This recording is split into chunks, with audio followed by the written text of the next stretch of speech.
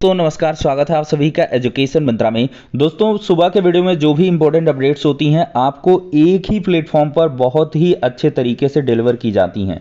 तो दोस्तों, इसी मौके पर दिवाली का अवसर है और 10 लाख पदों पर सरकारी भर्तियों का आदेश हो चुका है। सीटेट 2022 ऑनलाइन आवेदन प्रक्रिया शुरू हो रही है।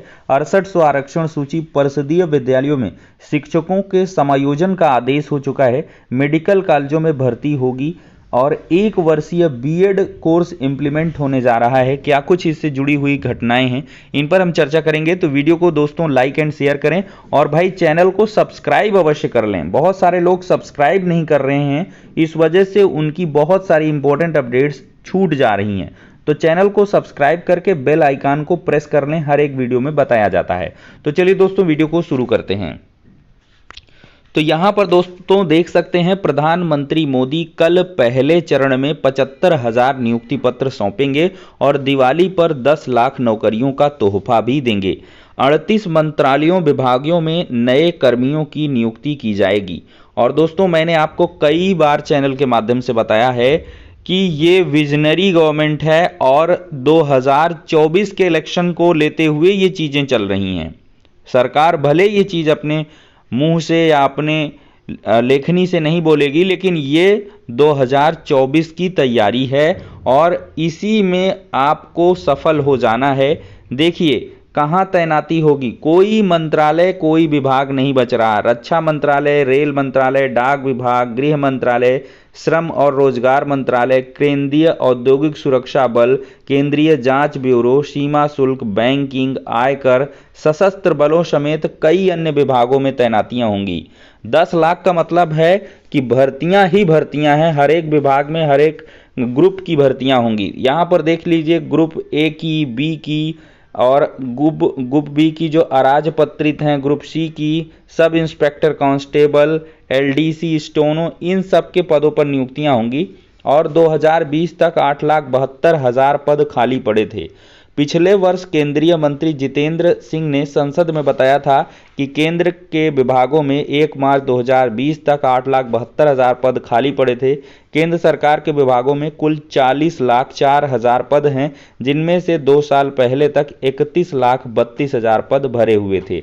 कई शहरों के केंद्रीय मंत्री शामिल होंगे। यहाँ पर बहुत बड़ा कार्यक्रम होने जा रहा है। युवाओं को संबोधित भी किया जाएगा, यानी दिसंबर 2023 तक 10 लाख युवाओं को नौकरियां देगी केंद्र सरकार अगले 1.5 साल में। तो ये आपके 1.5 साल काफ़ी इंपॉर्टेंट हैं। शनिवार को रोजगार मेला अभियान की जो शुरुआत है प्रधानमंत्री नरेंद्र मोदी करेंगे। पीएमओ ने प्रधानमंत्री मोदी की प्रतिबद्धता को पूरा करने की दिशा में इसे महत्वपूर्ण कदम बताया है। मोदी इस साल जून में मंत्रालयों और विभागों में खाली पड़े पदों की समीक्षा किए थे। तो यहाँ पर देखा जाए तो बहुत ही अच्छा मौका है और साथ ही साथ 75,000 युवाओं को नियुक्ति पत्र भी दिया जाएगा। साथ ही साथ दोस्तों देखा जाए तो मेडिकल कॉलेजों में जल्द भरेंगे रिक्त पद। ब्रजेश पाठक हैं और मेडिकल कॉलेजों में रिक्त पदों को अविलंब भरा जाएगा। योजनाओं के क्रियान्वयन के लिए जो धनराशि खातों में भेजे गई है उसे नियमानुसार खर्च करेंगे। अगले 1 सप्ताह में प्रगति रिपोर्ट दाखिल करें। आमजन का सबसे अधिक भरोसा चिकित्सक पर रहता है, इस भरोसे को बरकरार रखें। समय पर अस्पताल आएं, मरीजों को बेवजह रेफर करना बंद करें। लामा केसों पर पूरी तरीके से रोक लगाएं। यह निर्देश डिप्टी सीएम ब्रजेश पाठक ने गुरुवार को चिकित्सा शिक्षा विभाग की बैठक में कहा है और उन्होंने कहा है कि सरकार स्वास्थ्य सेवाओं को और बेहतर बनाने के लिए दृढ़ संकल्पित है। योजना भवन में प्रदेश के मेडिकल कॉलेजों के प्राचार्यों संघ बैठक में उन्होंने कहा कि प्रदेश की स्वास्थ्य सेवाओं को और बेहतर बनाने की जो मुहिम है तेज की जाएगी और इसी क्रम में मेडिकल कॉलेजों में जल्द जो रिक्त पद हैं उनको भी भरा जाएगा। दोस्तों, शिक्षकों के जो तबादले हैं वो नवंबर महीने में होंगे। लंबे समय बाद ग्रामीण शिक्षकों की शहर के मतलब विद्यालयों में तैनाती की जाएगी और ये सरप्लस का समायोजन है। कुल मिलाकर देखा जाए तो इसके लिए 2010 में ग्रामीण से नगर क्षेत्र में तबादले हुए थे। अब पहली बार हो रहा है। महानिदेशक स्तर का जो आदेश है वो जारी हो चुका है और ये प्रक्रिया दोस्तों नई प्राथमिक शिक्षक भर्ती का सूत्रपात करेगी। आप लोग समझ लें इसको कि जो भी समायोजन और ट्रांसफर है ये सब होने के बाद जो शिक्षकों के पद हैं वो लाखों खाली मिलेंगे। चाहे ये जितना कहें कि सरप्लस करेंगे, समायोजन करेंगे, कितना इतना टीचर उतना टीचर, लेकिन कहीं कुछ नहीं टीचर है। पदों की संख्या अभी भी बहुत खाली है और इन पदों पर भर्तियां करनी होंगी। और आप सभी एकदम से अवेयर हो जाएं, जो नई प्राथमिक शिक्षक भर्ती की तैयारी कर रहे हैं। केंद्र 10 लाख नौकरियों की बात कर रहा है, तो उत्तर प्रदेश में 50-60 हज़ार भर्तियां कोई बहुत बड़ी बात नहीं है और इतनी भर्ती आराम से आ सकती है। और इसका विज्ञापन फरवरी मार्च के करीब आ सकता है, अभी नहीं आएगा। एक चीज़ तो मैं बता दे रहा हूं, इसका जो विज्ञापन है आपका यूपी टेट कंडक्ट होने के बाद ही आएगा। एक मौका सरकार सबको देगी और इसी में सबको निपटना होगा। चाहे डीएलएड का कोई भी बैच हो, अब तक के सारे बैच इसी में, डीएलएड हो गया, बीएड हो गया, बीएलएड हो गया, जो भी हो, सबको यहाँ पे मौका मिल जाएगा। फिर इसके बाद क्यों में वाली सिचुएशन बंद हो जाएगी। तो इसी वजह से सरकार एक सीटेट भी करवा रही है। सीटेट का नोटिफिकेशन जारी ही होने वाला है और 31 अक्टूबर से ऑनलाइन आवेदन शुरू होगा। यहाँ पर देख भी सकते हैं, कल भी मैंने 2 बार इसकी अपडेट आपको प्रोवाइड की है। और पहले आओ पहले पाओ वाली योजना है। सबसे पहले जो फॉर्म भर लेगा उसको सबसे नज़दीक का सेंटर दे दिया जाएगा। ठीक है, जो विस्तृत बुलेटिन है वो बहुत जल्द जारी होने वाली है। जैसी ही जारी होगी आप सभी को सारी इन्फॉर्मेशन उपलब्ध करवा दी जाएंगी।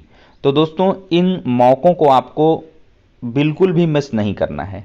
मैं तो कहूँगा जिसका सीटेट में अच्छा खासा स्कोर नहीं है, 120, 25, 30, वो भी अप्लाई कर ले भाई। क्योंकि यहाँ पर केंद्र सरकार में जो भर्तियाँ हैं शिक्षा विभाग में, उनमें एक परिवर्तन की बात चल रही है। न्यू एजुकेशन पॉलिसी में टीटी के मार्क्स को भी वेटेज देने की बात कही गई है। मे भी कोई चेंज हो जाए और टेट के मार्क्स को भी यहाँ पर वरीयता दी जाने लग जाए, तो फिर आप क्या करेंगे। तो आपके पास एक अच्छा स्कोर कार्ड होना चाहिए। 120 प्लस का अगर स्कोर कार्ड है तो बहुत ही बढ़िया है। तो इसलिए अगर आपका नहीं है टेट में, सीटेट में, तो एक बार अप्लाई करके देख लें। कुछ ना करें तो प्राइमरी का अप्लाई कर लें। प्राइमरी का खैर करेंगे तो 1000 लग जाएगा, तो 1200 में प्राइमरी और अपर का दोनों का दे लें भाई। 1000-2000 का मुँह ना देखें। कुल मिलाकर स्कोर कार्ड बेहतर कर लें। चाहे यूपी टेट दे लें चाहे सीटेट दे लें, आपकी मर्जी है। अब देखें दोस्तों, 69,000 सहायक अध्यापक भर्ती में आरक्षण मामले की जो अगली सुनवाई है वो 3 नवंबर को होगी। और न्यायमूर्ति पंकज भाटिया की एकल पीठ के समक्ष बृहस्पतिवार को सुनवाई हुई है। याचियों का आरोप है कि आरक्षित वर्ग के अभ्यर्थियों को टीटी और सहायक अध्यापक परीक्षा में अंकों में छूट देकर दोहरा आरक्षण दिया जा रहा है। और इसको लेकर अनारक्षित वर्ग के अभ्यर्थियों ने याचिका दाखिल कर अपने अधिवक्ता अमरेंद्र नाथ त्रिपाठी से बहस की है, जिस पर सरकार के जो अधिवक्ता है ना, कोर्ट को बताया है कि टीटी एक अर्हता परीक्षा है, इसमें दी गई अंकों की छूट या आरक्षण सहायक अध्यापक भर्ती के चरण में लागू नहीं होते हैं। तो याचियों का आरोप एक तरीके से खारिज ही है। अब दोस्तों, एक नई चीज़ आ रही है, 1 वर्षीय बीएड कोर्स। ये 12वीं तक पढ़ाने के लिए कैसे मान्य होंगे। देखिए, अब नर्सरी से लेकर 12वीं तक शिक्षक बनने के लिए अलग अलग ट्रेनिंग की ज़रूरत नहीं पड़ेगी। National teacher of council education यानी कि एनसीटी की ओर से गठित कमेटी 1 वर्षीय बीएड का जो पाठ्यक्रम तैयार कर रही है उसमें इन सब बातों का ध्यान रखा जाएगा। 2 सेमेस्टर के इस कोर्स में फाउंडेशनल, प्रीपेटरी, मिडिल व सेकेंडरी स्तर तक पढ़ाने के लिए तैयार होंगे। इसमें उन्हें विभिन्न स्तरों पर नौकरी के लिए भी अवसर होंगे। यही नहीं, पाठ्यक्रम सामग्री में जीवन कौशल प्रशिक्षण के साथ साथ विद्यार्थियों को प्राथमिक चिकित्सा के बारे में पढ़ाया जाएगा। जल्दी विशेषज्ञों की कमेटी के साथ तैयार किए गए पाठ्यक्रम के पहले ड्राफ्ट के साथ राष्ट्रीय देखिए, यहाँ 1 साल के बीएड प्रोग्राम का पहला ड्राफ्ट तैयार कर लिया गया है। 2 सेमेस्टर के कोर्स में कुछ खास चीज़ों को शामिल किया गया है। और मुझे जहाँ तक लगता है कि जो पोस्ट ग्रेजुएशन कर रखा है उसी को 1 वर्षीय बीएड कोर्स के लिए एलिजिबल माना जाएगा। खैर, आ जाए इसकी पूरी गाइडलाइंस तो आपको बताएंगे। तो काफ़ी बढ़िया है, 1 वर्षीय बीएड ही सही है 12 तक के पढ़ाने के लिए। 2 साल का करके उसको कॉम्प्लेक्स बनाने की क्या कुछ ज़रूरत है। आज देखा जाए दोस्तों तो दिल्ली पुलिस चालक भर्ती परीक्षा है। 31,147 अभ्यर्थी बैठेंगे। एसएससी की ओर से दिल्ली पुलिस में चालक भर्ती की जो ऑनलाइन परीक्षा है वो शुक्रवार को होंगी। एनआईसी में दोस्तों साइंटिस्ट के विभिन्न पदों पर 127 पद हैं, मौका मिल रहा है एनआईसी। और इसमें देख सकते हैं उम्मीदवारों के पास मान्यता प्राप्त विश्वविद्यालय से संबंधित स्ट्रीम में इंजीनियरिंग या टेक्नोलॉजी में ग्रेजुएशन, पोस्ट ग्रेजुएशन, अन्य पात्रताएं, अनुभव होना चाहिए।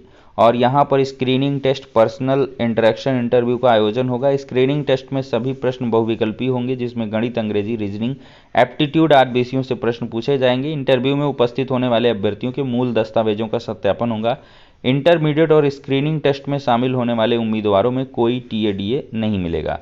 21 नवंबर 2022 ये ऑनलाइन आवेदन की अंतिम तिथि है। 800 रुपये शुल्क है।